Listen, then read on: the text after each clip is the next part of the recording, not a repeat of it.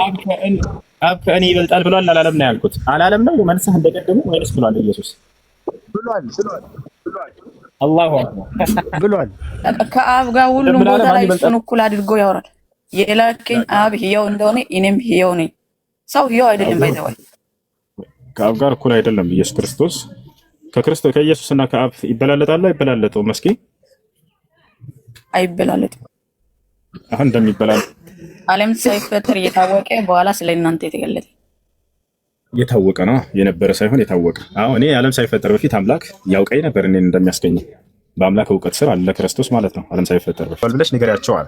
ያው ወደ አምላኬና ወደ አምላካችሁ አለ ቃል በቃል ኤፌሶን ምዕራፍ 1 ቁጥር 3 ላይ ኤፌሶን ምዕራፍ 1 ቁጥር 17 ላይ የኢየሱስ ክርስቶስ አምላክ ይባረክ ይላል።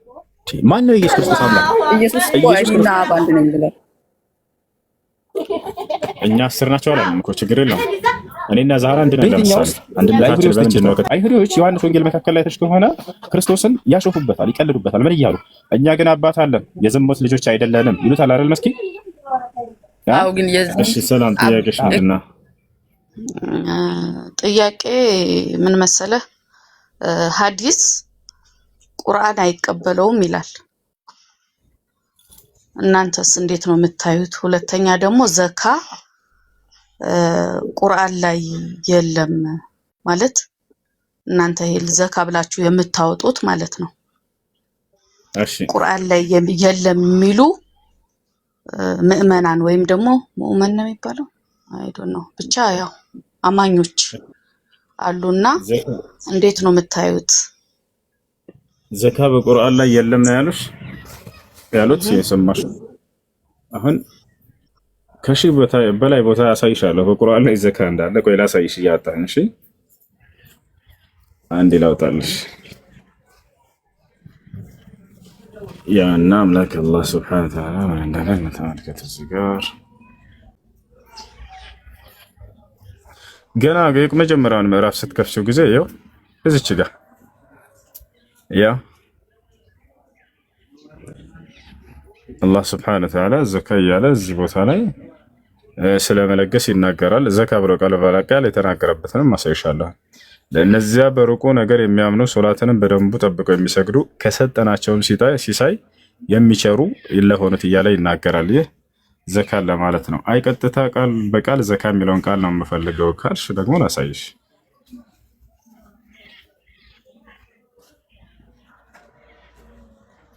እዛው ሁለተኛው ምዕራፍ ላይ 43 ላይ እናገኛለን። ያው እዛው ላይ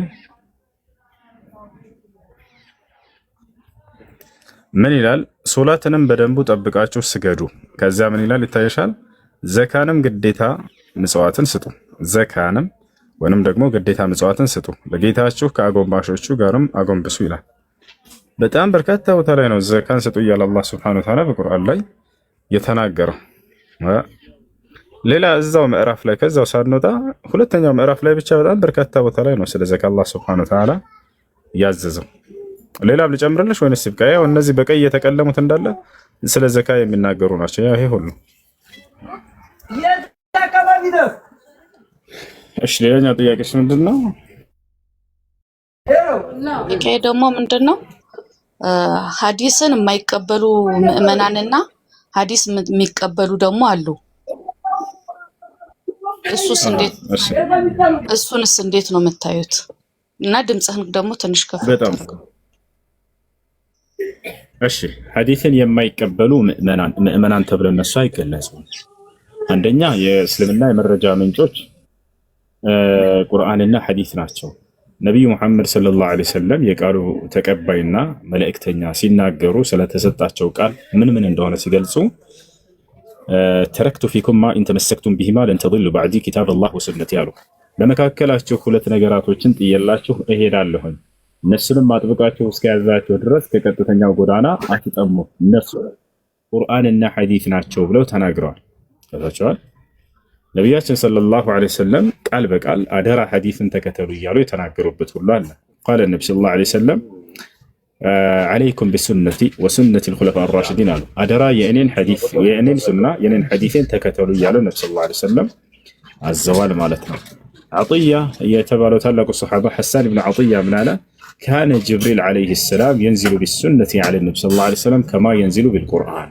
መልአኩ ጅብሪል ለነቢ ሰለላሁ ዐለይሂ ወሰለም ቁርአንን ሲያወርድላቸው እንደነበር ሁሉ ሐዲስንም ራሱን ሲያወርድላቸው የነበረ እያለ ይናገራል። ይህ ነው እና ስለዚህ ቁርአንና ሐዲስን ነቢያችን ሰለላሁ ዐለይሂ ወሰለም ሁለቱን ተናግረዋቸዋል። ማነው ታላቁ የአላህ ሱብሓነሁ ወተዓላ ነቢዩላህ ዒሳ ወይንም የማርያም ልጅ ዳግም ከሰማይ እንደሚወርድ ነቢ ሰለላሁ ዐለይሂ ወሰለም ትንቢትን እየተናገሩ ዳግም ከሰማይ የዛኔም መሲሁ በምድር ላይ በቁርአንና በሐዲስ ያስተዳድራችኋል ብለው ተናገሩ። ሐዲስ ብለው እንዳውም ቃል በቃል ይናገሩታል ነቢ ሰለላሁ ዐለይሂ ወሰለም። ያ ነው። ስለዚህ ቁርአንና ሐዲስ የመመሪያ ምንጮቻችን እንደሆኑ ቃል በቃል ነቢያችን ሰለላሁ ዐለይሂ ወሰለም በርካታ ቦታ ላይ እየተናገሩት የሆነ ነገር ነው። ያን አልቀበልም ያለ ሰው ከቁርአንና ከሐዲስ አንዱን ወመን ፈረቀ በይነ አልኪታቢ ወሱነቲ ፈለይሰ ቢሙእሚኒን ወኢነማ ሁወ ካፊሩን ቢላሂ ዐዘ ወጀል ወቢነቢይ ዐለይሂ ሰላቱ ወሰላም። ከቁርአንና ከሐዲስ አንዱን እቀበላለሁ አንዱን አልቀበልም ያለ ሰው ሙእሚን ሊባል አይችልም፣ በፍጹም ከሃዲ ነው። ሼኽ አልባኒ እንዳውም الذي يدعي أنه قرآني أنه لا يتبع القرآن، لو اتبع القرآن لاتبع سنة النبي عليه الصلاة والسلام، لأن القرآن هو الذي نفسه أمرنا باتباع سنة النبي عليه الصلاة والسلام. ይላሉ እኔ ቁርአን ብቻ ነው ሐዲስን አልቀበልም የሚል ሰው ቁርአን ራሱ አይቀበልም። ምክንያቱም ቁርአን ራሱ የመላእክተኛውን ቃል ተቀበሉ እያለ የነብዩ ሰለላሁ ዐለይሂ ወሰለም ሐዲስ ያዘናልና ማለት ነው። ገብቶሻል? አላህ በቁርአን ላይ ሲናገር ወማ አታኩም الرسول فخذوه ይላል። መልእክተኛው ሙሐመድ ይዞላችሁ የመጣውን ቃል ሁሉ ተቀበሉ ይለናል። ሐዲስ በነብዩ ሰለላሁ ዐለይሂ ወሰለም በኩል የመጣ ነው ከአላህ ዘንድ ቢሆንም መልእክቱ ማለት ነው። እና በሌላ ቦታ ላይ አላህ ሱብሓነሁ ወተዓላ ወማ ينطق عن الهوى ይላል። ሙሐመድ ከራሱ አንዳች ኢን ሁወ ኢላ ወሕይን ዩሓ ከእኔ ዘንድ የሚተላለፍለትን ራእይ ብቻ ነው የሚነግራችሁ እያለ ይናገራል ማለት ነው። እና ነብዩ ሰለላሁ ዐለይሂ ወሰለም ቁርአንና ሐዲስን ተከተሉ ከአላህ ናቸው ብለው ሁለታቸውንም መስክረውላቸዋል፣ ተናግረውላቸዋል። ይሄ ነው። እሺ ጥሩ። እና አንድ ደግሞ ጥያቄ ልጨምርልህና ቁርአን ላይ ኢሳን ተቀበሉ የሚል አለ። እሺ እና ይሄንንስ ምን ያክል ሰዎች ወይም ደግሞ ምን ያክል ሙስሊሞች ናቸው የሚቀበሉት? ኢሳን ተከተሉ የሚልም ራሱ አለ የሆነ ቦታ ላይ አይቻለውና እኔ ሳዑዲ አረቢያ ኖሬያለሁ ለ4 ዓመት ነው ለ5 ዓመት አካባቢ እንደዛና በኢሳን በማይረምም ማለቴ በማርያምም የሚያምኑ አሉ። መካ እኔ የእውነቴን መብርሃንን ነው ምልክ እኔ 3-4 መካ ገብቼ ወጥቻለሁ ማለት እዛ ሀገር ላይ ሰርቻለሁ። እና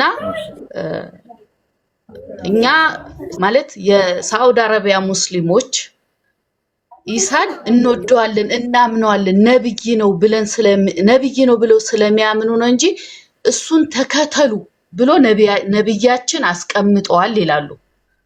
እሱን ተከተሉ ካለ ይሄ ነገር ጥያቄ ምልክት ሊሆን አይችልም ብለህ ታምናለህ?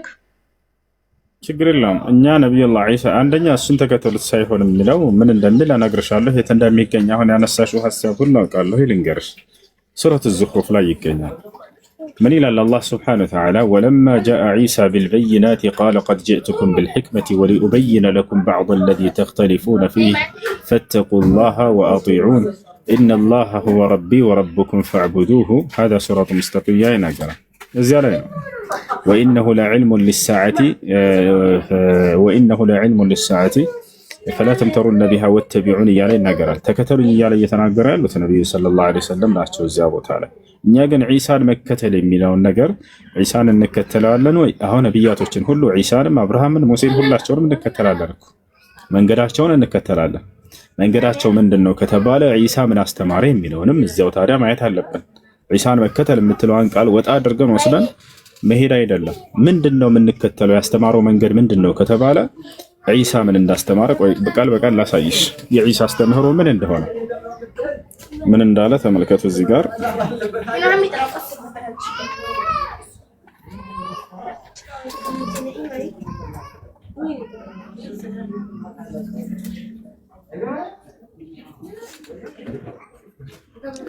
እሺ አልዕምራን ምዕራፍ 1 ላይ ነው ተመልከቱ። እንዳለ በጣም በርካታ የመሲሁን ትምህርቶች እዚህ ጋር ላሳያችሁ ምን ብሎ እንዳስተማረ መሲሁ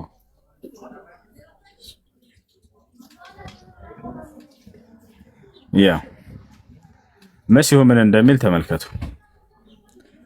ታዘዙኝ አለ መሲሁ፣ እንታዘዘዋለን፣ ችግር የለውም። ከተውራትም ከኔ በፊት ያለውን የማረጋግጥ ስሆን የዚያን በእናንተ ላይ እርም የተደረገውን ከፊል ለእናንተ እንድፈቅድ ዘንድ መጣሁላችሁ። ከጌታችሁም በሆነ ተአምር መጣሁላችሁ። አላህንም ፍሩ ታዘዙኝ አለ መሲሁ። ታዲያ ምንድነው ያዘዘው ለሰዎች? ምንድነው እንድንከተል ያዘዘው ከተባለ ያው መሲሁ ምን እንዳለ አላህ ጌታዬና ጌታችሁ ነው፣ ስለዚህ ተገዙት፣ ይህ ቀጥተኛ መንገድ ነው አላቸው ይላል።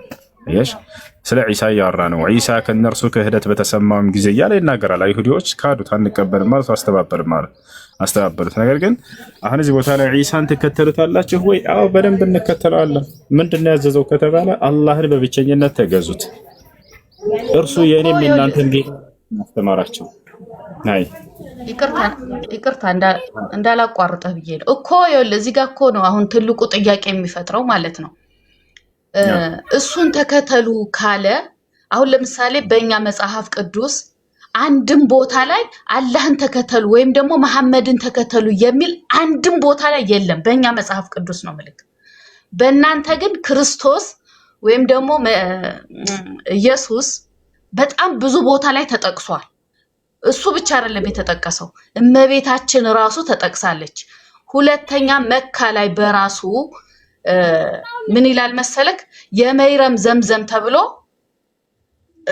እኔ በራሴ ተጠቅሜያለሁ። እውነቱን ስነግርክ የመይረም ዘምዘም ተብሎት፣ እሺ ሌላ በአይሻ ለምን አልተባለም?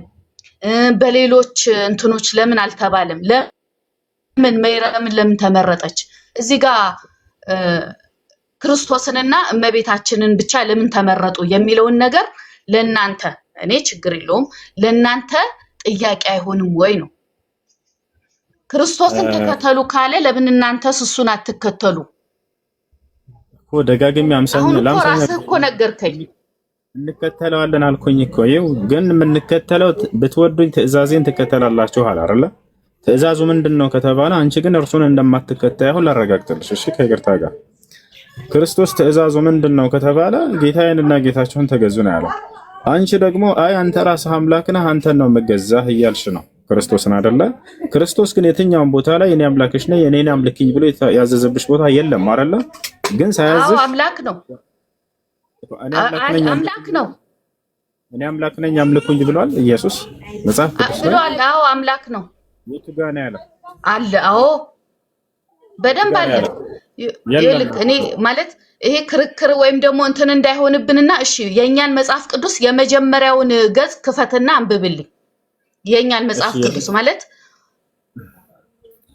እሺ የመጀመሪያውን ገጽ ላንብብሽ፣ ችግር የለውም። እሺ መጽሐፍ ቅዱስ የመጀመሪያው ገጽ ይላል።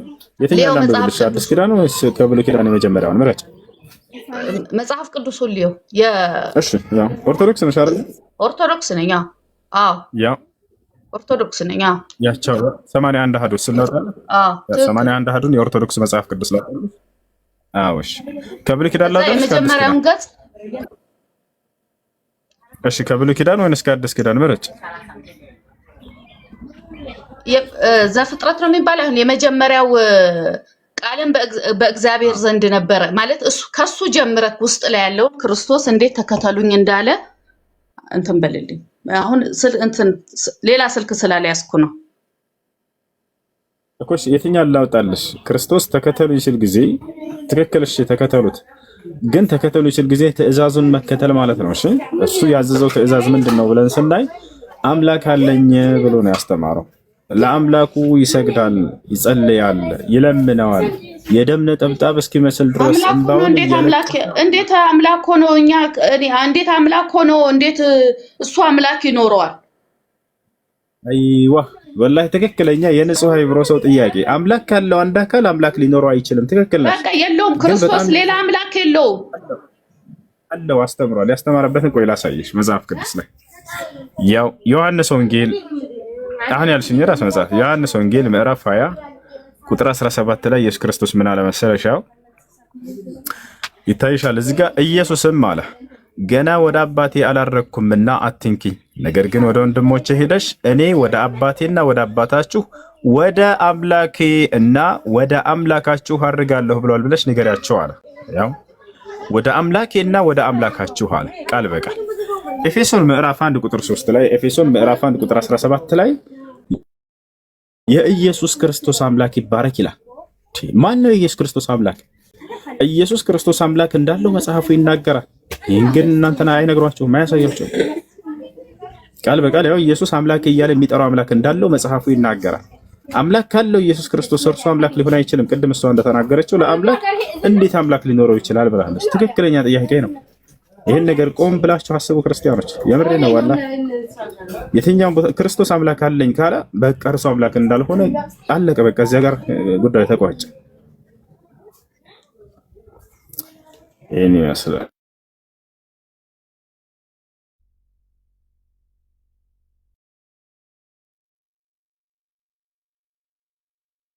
መስኪ ሰላም፣ እንዴት ነሽ?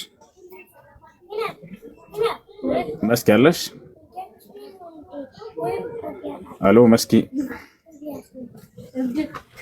ይሰማል? ትስማኝ ከላሚ ወላ? ሰላም ነው። ሰላም አለ። እንዴት ነሽ? ደህና ነሽ? እግዚአብሔር ይመስገን። አለይኩም እሱ አንዴ እኔ አጭር ስለሆነ ጥያቄ ጨርሼ ልውጣ።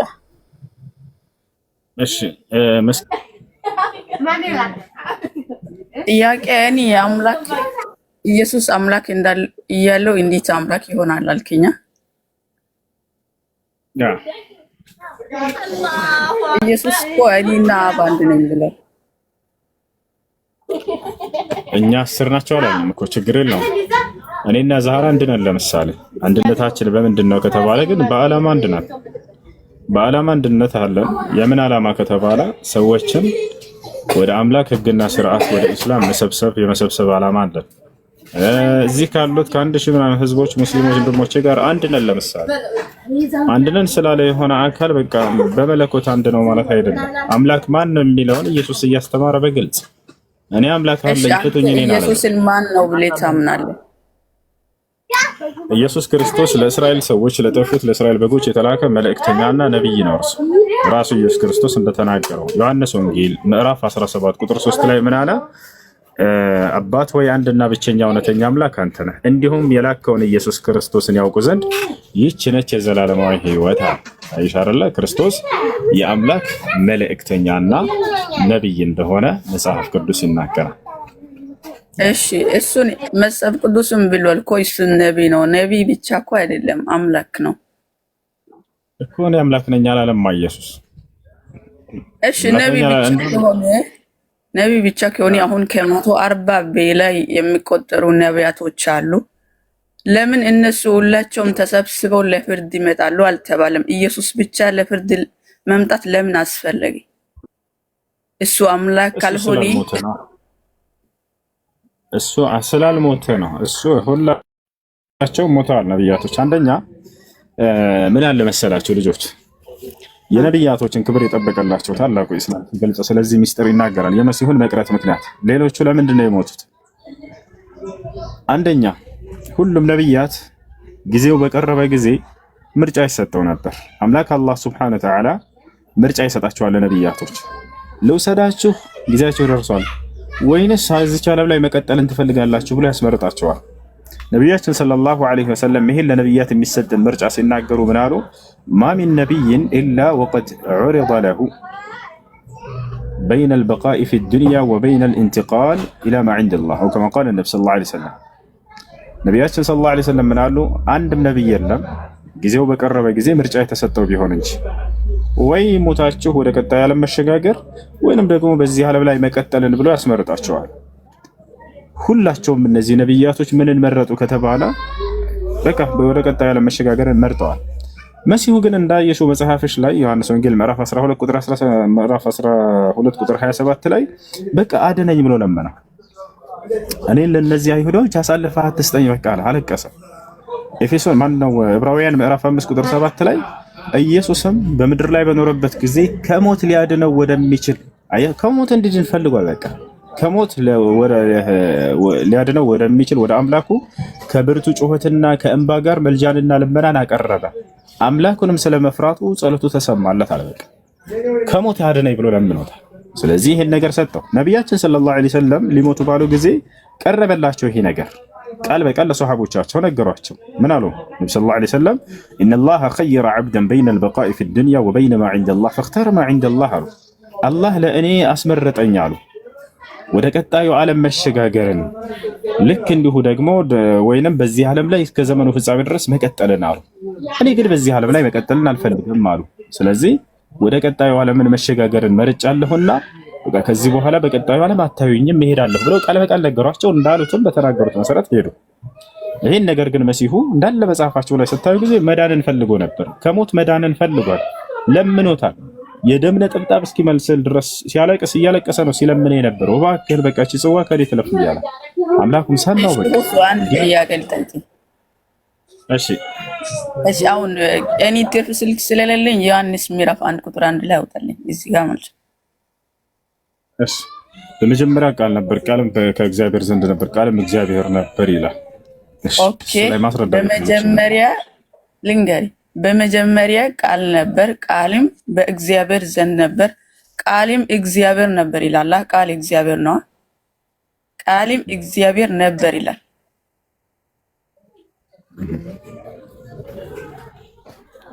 እሺ እሱ ላይ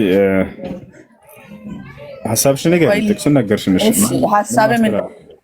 እሺ በመጀመሪያ ቃል ነበር፣ ቃልም በእግዚአብሔር ነበር ዘንድ ነበር፣ ቃልም እግዚአብሔር ነበር ካለ በኋላ ቃል እግዚአብሔር እንደሆነ አትርሳ መጀመሪያ። ከዛ በኋላ ዮሐንስ 1:14 ላይ ቃል ሥጋ ሆነ። እሺ ቃል እግዚአብሔር እንደሆነ ታውቃለህ። ቃል ሥጋ ሆነ ማለት ኢየሱስ ማለት በሥጋ የተገለጠ እግዚአብሔር ነው ባጭሩ። እንደዛ አይደለም ሐሳቡን በቃ ላስረዳሽ ነው። በመጀመሪያ ቃሉን ስትነሽ ጊዜ ምን ይላል? በመጀመሪያ ብሎ ይጀምራል። አሁን በመጀመሪያ የሚለውን ቀጥታ ክርስቲያኖች የተሸወዱት ምን ላይ እንደሆነ ታውቃላችሁ? በመጀመሪያ የሚለውን ቃል ስላዩ ዓለም ከመፈጠሩ በፊት አስቀድሞ የሚል ግንዛቤ ነው ጭንቅላታቸው ላይ የመጣ። ይሄ ስህተት ነው። አንድ በመጀመሪያ ተብሎ የተገለጸ የግዴታ ዓለም ከመፈጠሩ በፊት ያለውን ያንን ቅድመ ፍጥረት ዓለም እንደዛ ማለት አይደለም። ኦኬ በመጀመሪያ ተብሎ የተገለጸ ዓለም ሳይፈጠር እኔ ነበርኩኝ ይላል እኮ መጽሐፍ ቅዱስ ላይ። ዓለም ሳይፈጠር እኔ ነበርኩኝ አላለም ኢየሱስ ክርስቶስ የሚለው ልንገርሽ። አሁን ያልሽው ጥቅስ ዮሐንስ ወንጌል ምዕራፍ 17 ቁጥር 4-5 ላይ አካባቢ ይገኛል። ቁጥር 5 ላይ ዓለም ሳይፈጠር ከአንተ ዘንድ በነበረኝ ክብር አክብረኝ ነው የሚለው። ዓለም ሳይፈጠር ነበርኩ አላለም። አሁን ላስረዳሽ እሺ ዮሐንስ 1:1 ምን ለማለት እንደሆነ። በነገራችን ላይ አምላካችን አላህ Subhanahu Wa Ta'ala ቁርአንን ሲያወርድ ጊዜ ለቀደሙት መጽሐፍቶች አራሚ አድርጎ ነውና ያወረዳቸው ያርሙ ዘንድ ነውና ቃል በሚለው ጉዳይ ቁርአን በደንብ አድርጎ ተንትኖላችኋል። እውነትን የምትሰሙና የምትቀበሉ ከሆናችሁ ማለት ነው። አላህ በዚህ ነገር የተሸወዳችሁትን ነገር ማብራራት ስላለበት መግለጽ ስላለበት አንደኛ ያንን የጻፈው ማን ነው ከተባለ ዮሐንስ ነው። ገብታችኋል አይደል? ማን ነው ይሄን እየጻፈ ያለው? ዮሐንስ ነው። ዮሐንስ መስካሪ ነው። እዛ ቦታ ላይ ይቅርታ የጻፈው ስም የሚመሰክረው እየመሰከረ ያለው ዮሐንስ ነው። በመጀመሪያው ቃል ነበር አለ። በመጀመሪያው ስለተባለ ቅድመ ዓለም ነው የሚል ግንዛቤ ላላቸው ክርስቲያኖች ኦሪት ዘፍጥረት ምዕራፍ 1 ቁጥር 1 ላይ ቀጥታ ይሄድ እግዚአብሔር በመጀመሪያ ሰማይና ምድር ፈጠረ አለ። ኦኬ ሰማይና ምድር በመጀመሪያ የሚል መገለጫ ስለተሰጣቸው ከፍጥረት ዓለም ሁሉ በፊት ነበሩ ማለት ነው? አይደለም። አጀማመራቸውን እየገለጸ ነው። ቦታች አለ አይደል? አምላክ መጀመሪያ የፈጠረው ለማለት ነው። አሁን የክርስቶስንም አጀማመር እየተናገረ ነው ዮሐንስ 1:1 የክርስቶስ አጀማመር ምንድነው ከተባለ በመጀመሪያው ቃል ነበር እያለ እየተናገረ ነው። ያ ማለት አምላክ መጀመሪያ እርሱን ያስገኘው እንደሌሎቻችሁ በወንድ ዘር ፈሳሽ ምናምን ሳይሆን በአምላክ በቃሉ አማካኝነት ነው ያስገኘው እያለ እየገለጸላቸው በአምላክ ቃል አማካኝነት ነውና የተገኘው መሲሁ ማለት ነው። ወጥሻል አይደል? ይሄን መልስ እያደረገ ነው፣ ምስክር እየሰጠ ነው ዮሐንስ። ለማን ነው የሚመሰክረው? ለማን ነው የሚሰጠው? ለየትኛውስ? ለአይሁዶች ትችት ነው። አይሁዶች ዮሐንስ ወንጌል መካከል ላይ ተሽ ከሆነ ክርስቶስን ያሾፉበታል፣ ይቀልዱበታል። ምን እያሉ እኛ ግን አባት አለን የዝሙት ልጆች አይደለንም ይሉታል አይደል? መስኪ አው ግን የዘን እግዚአብሔርም ከዛ አይታች ወረድ ብለው አንብበው እሱን ብቻ ሳይሆን ማለት እኮ እሱን ቀጣዩን አነባዋለሁ። አሁን ስለ ቀጣዩ ሳይሆን እያወራን ያለ ነው በመሲሁ ላይ ስላነሱት ትችት ነው። አንተ በዝሙት ነው የመጣኸው እኛ ግን አባት አለን እያሉ ያሾፉበታል መሲሁን። ዮሐንስ ይሄን ለመመለስ ነው በመጀመሪያው እናንተ እንደምታስቡት ዝሙት ሳይሆን አጀማመሩ አመጣጡ በዝሙት መንገድ ሳይሆን ያ መሲሁ እርሱ በአምላክ ቃል አማካኝነት ነው የመጣው እያለ የገለጸላቸው ነው። በመጀመሪያው ቃል ነበር። ያ ቃል ከማን ዘንድ ነበር ከተባለ መሲሁ የተገኘበት ቃል ከአምላክ ዘንድ ነበር። አምላክ ሰማይና ምድርን ሁን እያለ የሚፈጥርበት የሆነ ቃል አለው። ያ ቃል የማን ነው ከተባለ የአምላክ ቃል ነው። ወታቻለ አይደል? መሲሁን ሁን በሚለው ቃል አስገኘው። ያ ቃሉ ከማን ዘንድ ነው ቢባል የአምላክ ቃል ነው። ሁን የሚለው ቃል እርሱ ሰማይና ምድር የሚፈጥርበት ሁን አለ ሆነም እያለን የሚናገርበት ማለት ነው። አሁን ቃልም እግዚአብሔር ነበር የሚለው ላይ ነው። ቃልም እግዚአብሔር ነበር ማለት አምላክ ተናጋሪ መሆኑን ለመግለጽ ነው። እግዚአብሔር ፍቅር ነው፣ እግዚአብሔር ኃያል ነው ሲባል የሆነ ፍቅር የሚባል አምላክ አለ ወይ ኃያል የሚባል አምላክ አለ ማለት አይደለም። ወታቻለ እግዚአብሔር ብርሃን ነው ሲባል ጊዜ እግዚአብሔር ብርሃን የሚባል እግዚአብሔር አለ ብለን መውሰድ ሳይሆን እግዚአብሔር አብሪ መሆኑን እግዚአብሔር ብርሃንን የሚሰጥ መሆኑን ለመግለጽ ነው። አሁንም እዚህ ቦታ ላይ እግዚአብሔር ተናጋሪ መሆኑን እየገለጸ ነው። ወታቻለ አይደል? ቃልም ስጋ ሆነ ሲል ታዲያ ምን ለማለት ነው ከተባለ አምላክ በቃሉ አማካኝነት ያንን ስጋ ክርስቶስን አመጣ ለማለት ነው። እግዚአብሔር ክርስቶስን አመጣው በቃሉ አማካኝነት ነው። ወታቻለ አይደል? ይሄን የሚፈታላቸው ደግሞ የሐዋርያት ሥራ ምዕራፍ 13 ቁጥር 23 ላይ ይገኛል። እግዚአብሔር ኢየሱስን እንደ ተስፋው ቃል ለእስራኤል መድኃኒት ይሆን ዘንድ አመጣው እያለ ይናገራል። አምጪው ማን ነው? አምላክ ነው፣ እግዚአብሔር ነው። ወታቻለ አይደል? የመጣው ማን ነው? ኢየሱስ ነው። ለምን አመጣው ከተባለ በቃሉ አማካኝነት አመጣው። ይህን ለመግለጽ ነው። አይ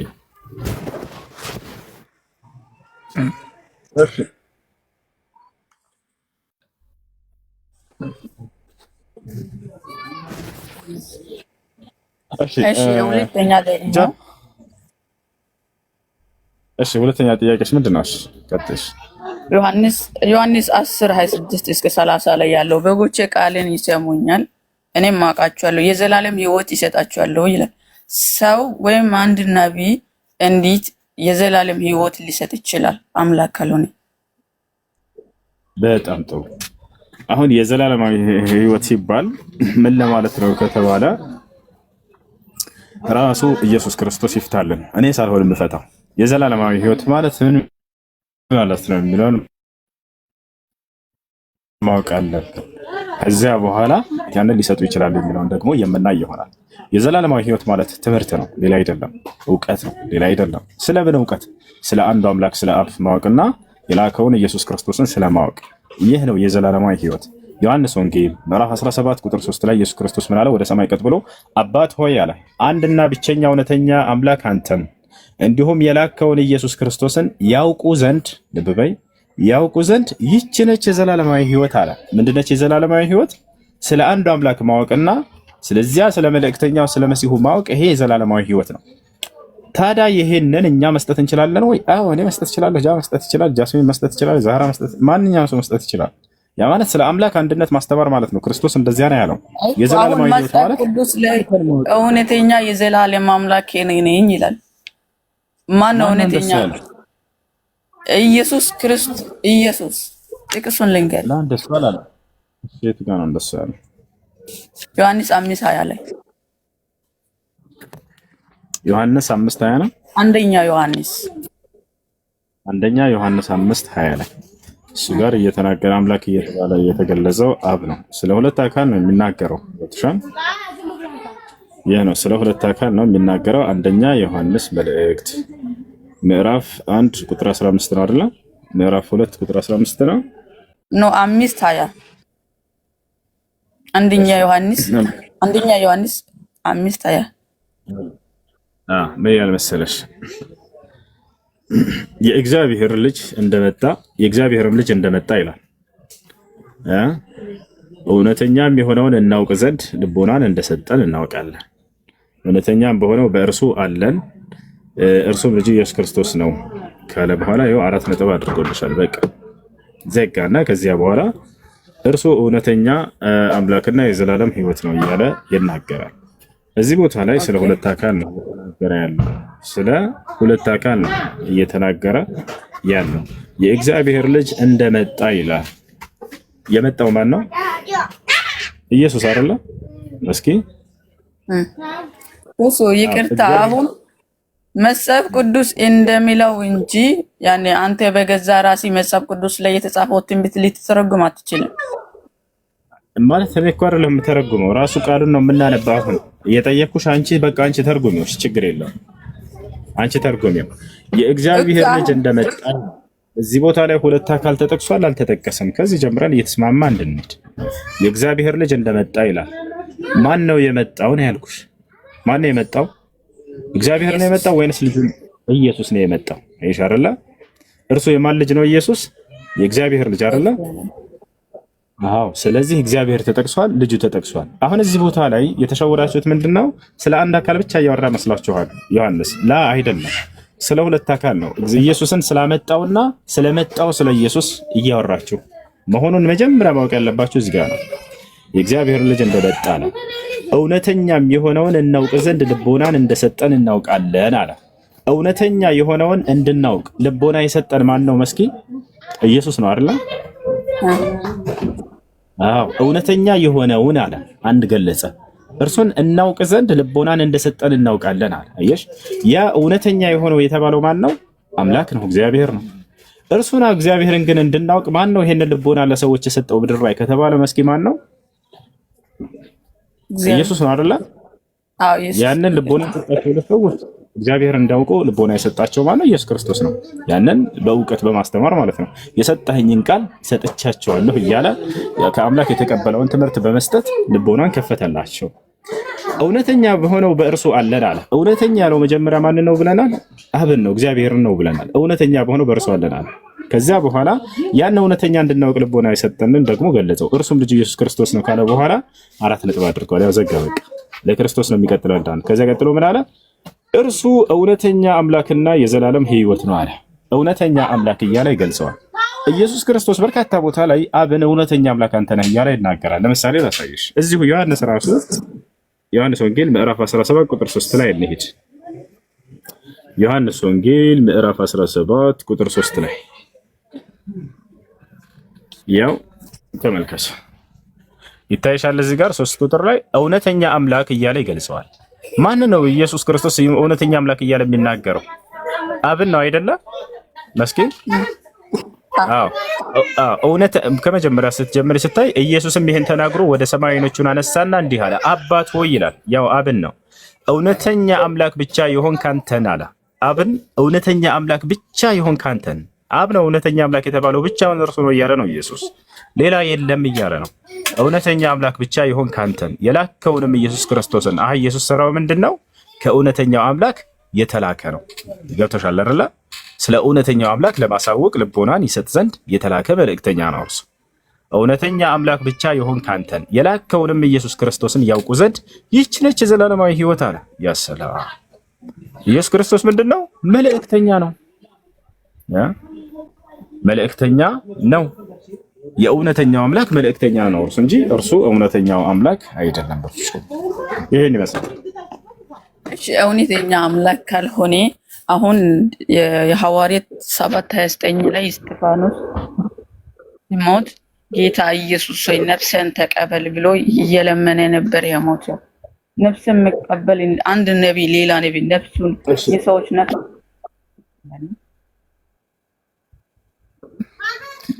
እሺ የሰው ነፍስ መቀበል እሱ አምላክ የሚያደርግ ነገር አይደለም ወገናችን። አምላክ ስለሰው ስልጣን እስከሰጠ ድረስ ለሰዎች ይሄን ነገር እነዚያ ነብያቶች ስልጣን ይሰጣሉ። ክርስቶስ ምን አለ?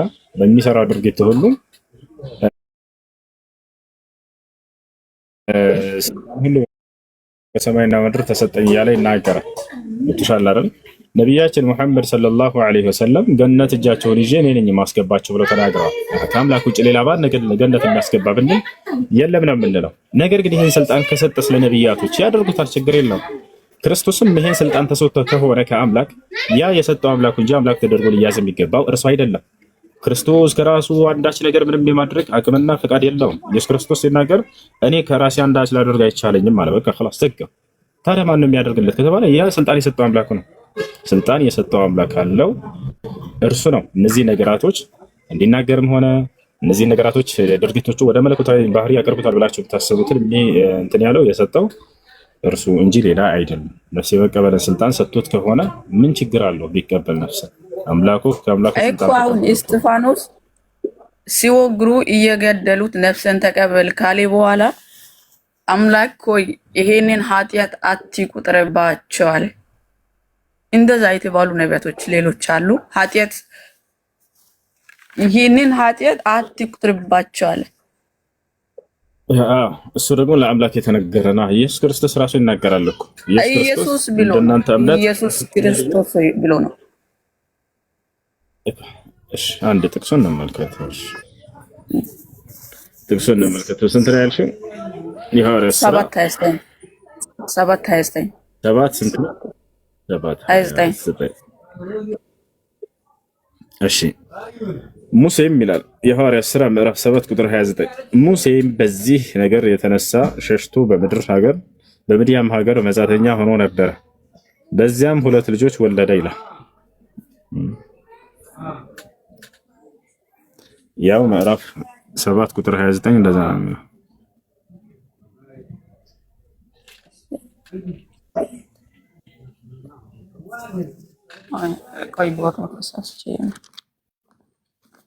ግን እኔ ትክክል ያኔ ምንም እንትን ሳልል እስጢፋኖስም ጌታ ኢየሱስ ሆይ ነፍስን ተቀበል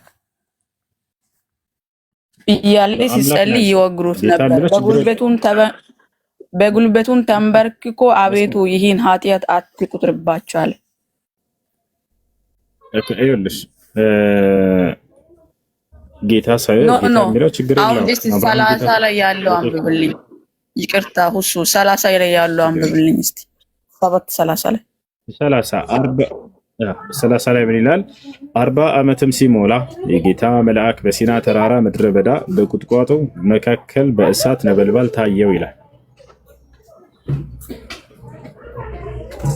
ስለ ሙሴ ነው የሚያወራው። ይሄን ግን አሁን የተናገርኩት መጽሐፍ ቅዱስ ላይ ያለ ነው። ጥቅሱን ተሳስቼ ነው እኮ። ይኸውልሽ ጌታ በሚለው ከሆነ እንደሱ ያስኬዳል፣ ችግር የለውም። ጌታ ቢባል ኢየሱስ ክርስቶስ በመደረግ ያገኘው ጌትነት እንጂ መለኮታዊ ጌትነት አይደለም እያልኩሽ ነው። ገብተሻል? ተደርጎ ነው ጌታ ተደርጎ እንጂ እርሱ እንደው በባህሪው የራሱ የሆነ ጌትነት ኖሮት አይደለም። የሐዋርያት ሥራ ምዕራፍ 2 ቁጥር 36 ላይ ምን ይላል? 38 ላይ እግዚአብሔር ኢየሱስን ጌታ አደረገው። እግዚአብሔር ኢየሱስን ጌታ አደረገው። ጌታ ተደርጎ ነው በመደረግ ላይ ያገኘው የሹመት የስልጣን ጌትነት ነው ማለት ነው። ባጭሩ መለኮታዊ ጌትነት አይደለም። እሺ ዕብራውያን 1 ላይ አሁን እግዚአብሔር ስለ ልጁ አቤቱ ሆይ አንተ ቀድሞ ምድርና ሰማይን ፈጠርክ ያሉስ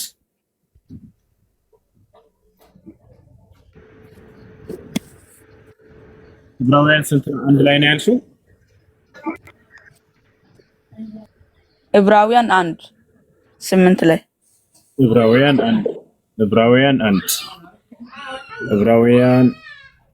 1:8 እስከ 1 ጀምረን አንብበሽ ከአንድ ጀምረን ከጥንት ጀምሮ እግዚአብሔር በብዙ አይነትና በብዙ ጎዳና ለአባቶቻችን በነቢያት ተናግሮ ይላል። ሁሉን ወራሽ ባደረገው ደግሞ ዓለማትን በፈጠረበት በልጁ በዚህ ዘመን መጨረሻ ለእኛ ተናገረን ይላል። እሺ እንደ ኢየሱስ ክርስቶስን ከነቢያት ሁሉ እንዳውም የመደበው የሆነ ጥቅስ ነው ይሄ። በነቢያት ሲናገር ነበርና አምላክ እስከዛሬ፣ አሁን ደግሞ በኢየሱስ ክርስቶስ በኩል ተናገረ እያለን ነው። ልጁ ተብሎ መገለጹ የሚደንቅ አይደለም። ነቢያቶች የአምላክ ልጆች ተብሎ ተገልጸዋል። አይደለም ነቢያት፣ አይሁዶች ራሱ የአምላክ ልጆች ይባላሉ። እና ስለዚህ አምላክ በዚህ ዘመን ደግሞ በክርስቶስ በኩል መናገሩን እየገለጸ ነው። ይሄ ነው። እሺ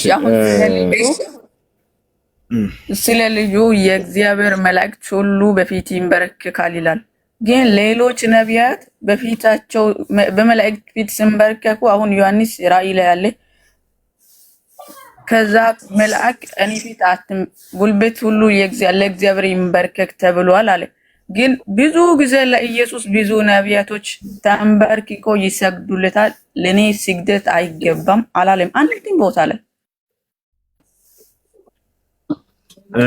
ፍጥረታት ይሰገድላቸዋል እንደ መጽሐፍ ቅዱስ መስኪ ፍጥረታት ለፍጡር ይሰገዳል። መጽሐፍ ቅዱስ ላይ ፍጡር ለፍጡር ይሰግዳል፣ ችግር የለውም። ይሄ አዲስ ነገር አይደለም።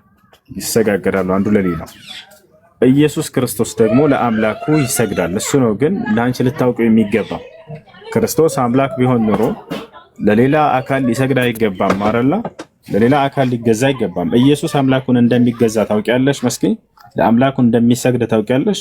ለአምላኩ እንደሚጸልይ ታውቂያለሽ? ለአምላኩ እንደሚጾም ታውቂያለሽ? አምላኩን እንደሚለምን ታውቂያለሽ? ይጾም ነበር፣ ይለምን ነበር። የዛኔ እኮ ሰው ነበር። ቆይ አንዴ። ስለዚህ ኢየሱስ ክርስቶስ አምላኩን ይገዛል አይደል? አዎ፣ በምድር ላይ ሲኖር ለኢየሱስ ክርስቶስ ይገዛ ነበር። ደግሞ ከኔ ተማሩ ብሏልና። ኦኬ፣ እሺ። ኢየሱስ ክርስቶስ ዳግም በሚመጣ ጊዜ ሁላ ለአምላኩ ይገዛል። ምን ታያለሽ? ዳግም የሚመጣ ጊዜ ለፍርድ ነው የሚመጣው። ሊገዛ ይመጣል። አሁን ማስረጃ ላሳየሽ ነው። እሺ፣ አሁን ላሳየሽ ነው። ለአምላኩ እንደሚገዛ ኢየሱስ ክርስቶስ ነው። ተመልከቱ ክርስቲያኖች፣ አምላካችሁ አምላክ አለው። ለአምላኩ ድብን አድርጎ ይገዛል። ለአምላኩ ይሰግዳል። ለዚያውም እያለቀሰ ነው አምላኩን የሚሰግድለት። እያለቀሰ የደም ነጠብጣብ እስኪመስል ድረስ እንባው ማለት ነው። እኔ እንኳን አምላኬን እንደ ኢየሱስ አልገዛም፣ እኔ ደካማ ነኝ። ክርስቶስ በጣም ብርቱ የሆነ ለአምላኩ የሚገዛ አገልጋይና ባሪያ ነው። መጽሐፋችሁ ላይ ላሳያችሁ። የክርስቶስን ያክል እንኳን ጥንካሬ የለንም በእንትን ማለት ነው አምላክን በመገዛት። ተመልከቱ ኢየሱስ ክርስቶስ እንዴት ለአምላኩ እንደሚገዛ ዳግም በሚመጣ ጊዜ ተመልከቱ። ምን ይላል እዚህ ጋር? አንደኛ ቆሮንቶስ ምዕራፍ 15 ቁጥር 28 ነው። ተመልከቱ። ሁሉ ከተገዛለት በኋላ ግን እግዚአብሔር ሁሉ በሁሉ ይሆን ዘንድ በዚያን ጊዜ ልጁ ራሱ ደግሞ ይላል። ልጁ የተባለው ማን ነው? መስኪ ኢየሱስ። በጣም ጥሩ። ልጁ ራሱ ደግሞ ሁሉን ላስገዛለት ይገዛል። አላሁ አክበር። ያው ኢየሱስ ክርስቶስ ለአምላኩ ይገዛል። ያ ጀማዓ ኢየሱስ ክርስቶስ ለአምላኩ ይገዛል። እያለቀሰ አምላኩን እንደሚገዛ ደግሞ ኑ ላሳያችሁ።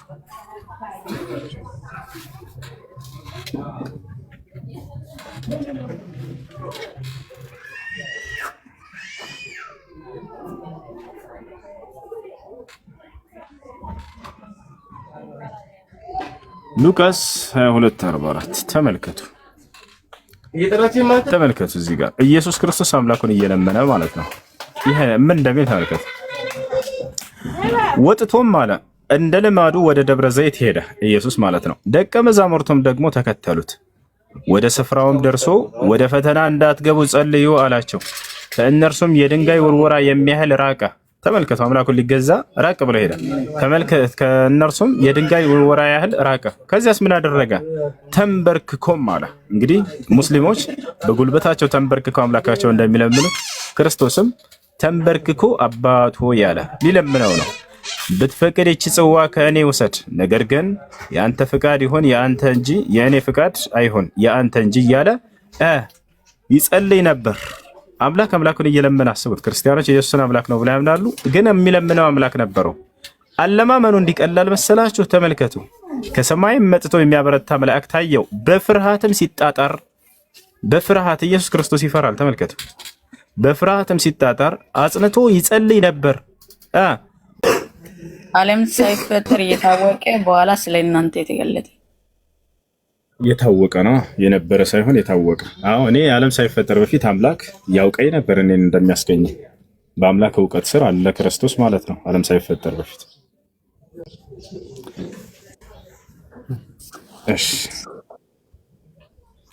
እሺ አሁን ዮሐንስ ራእይ ላኪን እግዚአብሔር ያው እንደሆነ እኔም ያው ነኝ ይላል እኮ። ከአብ ጋር ሁሉም ቦታ ላይ እሱን እኩል አድርጎ ያወራል። የላኪን አብ ያው እንደሆነ እኔም ያው ነኝ። ሰው ያው አይደለም ባይዘዋል። ከአብ ጋር እኩል አይደለም። ኢየሱስ ክርስቶስ ከኢየሱስና ከአብ ይበላለጣሉ አይበላለጡም? መስኪ አይበላለጡም። አሁን እንደሚበላ እኔ እሄዳለሁ አለ ኢየሱስ። ወደ እናንተም እመጣለሁ እንዳልኳችሁ ሰምታችኋል። የምትወዱኝስ ብትሆኑ ከእኔ አብ ይበልጣል። አላሁ አክበር። አሁን እንግዲህ መምህሮቻቸው የሚያስተምሯቸው አይ ኢየሱስና አብ እኩል ናቸው ብለው ነው የሚያስተምሯቸው። ክርስቶስ ግን ምን አለ? አይ ተሳስታችኋል የክርስቲያን ቀሳውስቶች፣ እኔን አብ ይበልጠኛል አለ። ከእኔ አብ ይበልጣል አለ ኢየሱስ ክርስቶስ። እናንተ ግን እኩል ነው ብላችሁ ነው የሚያስተምሯቸው። አላሁ ሙስተዓን።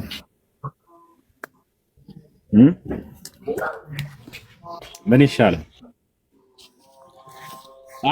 አሁን ቤተናንሳ ማን ይበልጣል?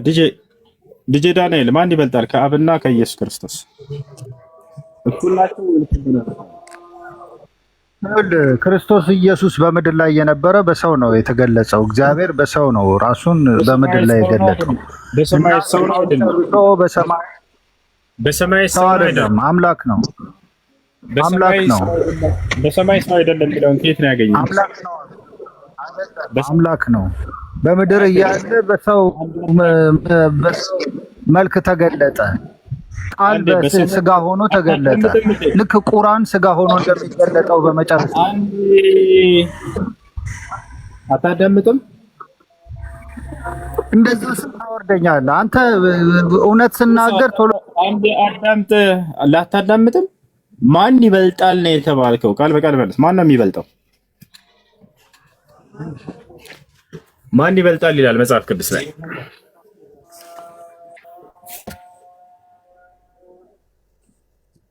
አትመለስም? የት አድርገሃል? ማን ይበልጣል? ስለዚህ የራሱን ፍልስፍና ለመናገር ግን ያነሳል።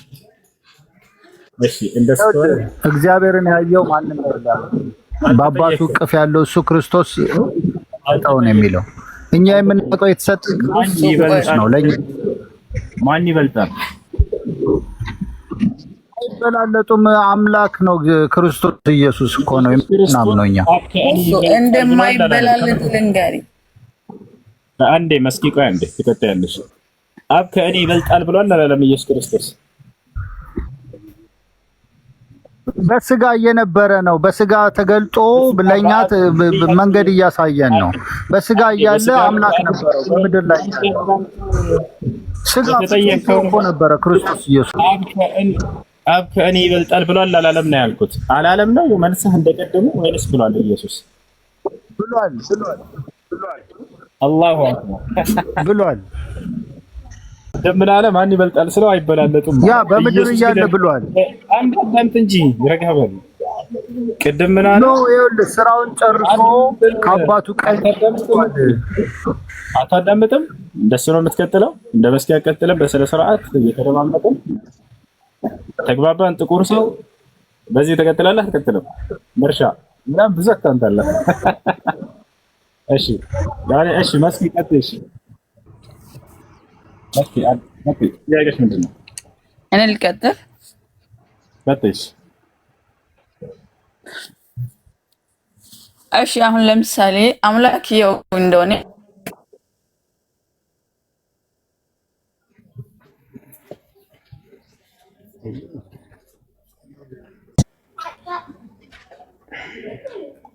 እሺ ብሩክ አላህ ከላይ ሰላም አለይኩም። ወአለይኩም ሰላም ወራህመቱላህ። አልፎ አልፎ መጽሐፍ ቅዱስ አነባለሁና እሺ ያው ለራሴ ለማቋቋም ነው። ዮሐንስ 1:1 ላይ ቃል እግዚአብሔር ዘንድ ነበር፣ ቃልም እግዚአብሔር ነበር የሚለው እሱም ብታብራራልኝ። እሺ አምላክ ተናጋሪ መሆኑን አምላክ ክርስቶስን በቃሉ እንዳመጣ ለመግለጽ የተፈለገበት የሆነ ቃል ነው። ያ ነው አምላክ አላህ Subhanahu Wa Ta'ala ይህን ጉዳይ በቁርአን ላይ አንስቶታል፣ ገልጾታል። በቃሉ አማካኝነት ክርስቶስ ያመጣ መሆኑን ለመግለጽ ከእኔ በሆነ ቃል ተገኘ ክርስቶስ በይፋ እያለ ይገልጸዋል። ስለዚህ አምላክ ተናጋሪ ነው። አምላክ በቃሉ ሁሉን የሚያስገኝ ነው። አምላክ የክርስቶስን ስጋ በቃሉ እንዳስመጣው የተገለጸበት የሆነ ቃል ነው። እንደዛ ማሳየምሽ ምንድን ነው ያልከው? ቃልም እግዚአብሔር ነበር የሚለውን ኢየሱስን አይገልጽም? አይገልጽም። አምላክ ተናጋሪ መሆኑን የሚገልጽ ነው። አምላክ ተናጋሪ መሆኑን የሚያሳየው። እሺ እሺ፣ መስኪ ጥያቄ ካለሽ ቀጥይ።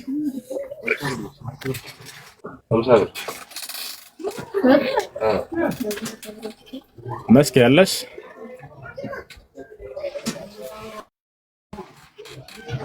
እሺ እቺ ጥያቄ አለ?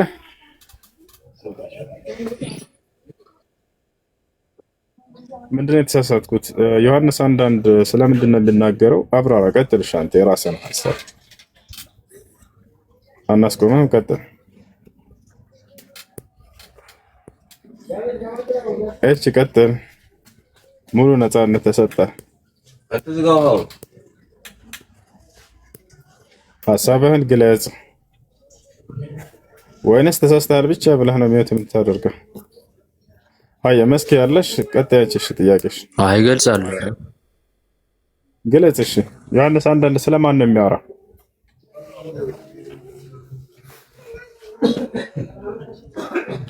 ስለምንድን ነው የሚያወራው?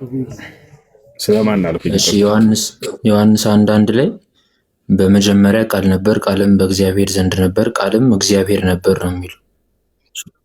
እሺ ቃል የተባለው እዚህ ጋር ይህ ቃል የተባለው ስለ ኢየሱስ ክርስቶስ ነው የሚያወራው። በመጀመሪያ ነበር ይላል። ማን ነው ኢየሱስ ነው? ስለ ኢየሱስ ነው የሚያወራው። ኢየሱስ ክርስቶስ። እሺ ኔትወርክ ግን በጣም ይዘገያል፣ ይቆራረጣል። በመጀመሪያ ይሰማል? ያ ይቅርታሽ፣ ይሰማኛል? አይ እሺ ይሰማኛል።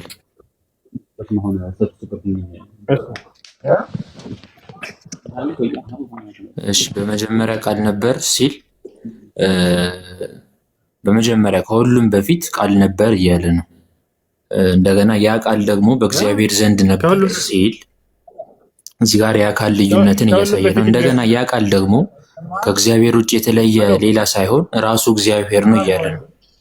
ስለዚህ ያ ቃል እግዚአብሔር ነው እያለ ነው። እንደገና ወረድ ስትል ደግሞ ሁሉ በእርሱ ሆነ፣ ከሆነ ሁሉ አንዳች እንኳን ያለ እርሱ የሆነ የለም ይላል። በመጀመሪያ የሚለውን ከሁሉ በፊት ማለት ነው ብሎ አስቀመጠ። ከሁሉ በፊት ያለ ማለት በመጀመሪያ ስለተባለ አንድ ነገር ከሁሉ በፊት ማለትን አያሲዝም ብዬ ቅድም አልነገርኳችሁ? ሰማይና ምድር በመጀመሪያ ተብለው ተገልጸዋል። ኦኬ ከሁሉ በፊት ነበሩ ማለት ነው። እነሱም አብረው መለኮታዊ ባህሪ ሊኖራቸው ነው። በመጀመሪያ ሰማይና ምድር እግዚአብሔር ሰማይና ምድርን ፈጠረ ሲል ጊዜ ኦኬ በመጀመሪያ ተብለው ተገለጹ።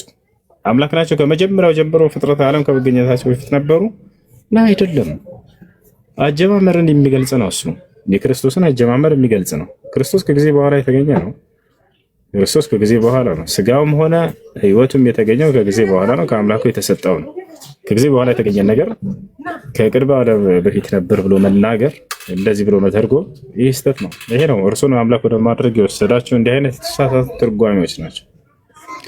እሺ መስኪ ያለሽ?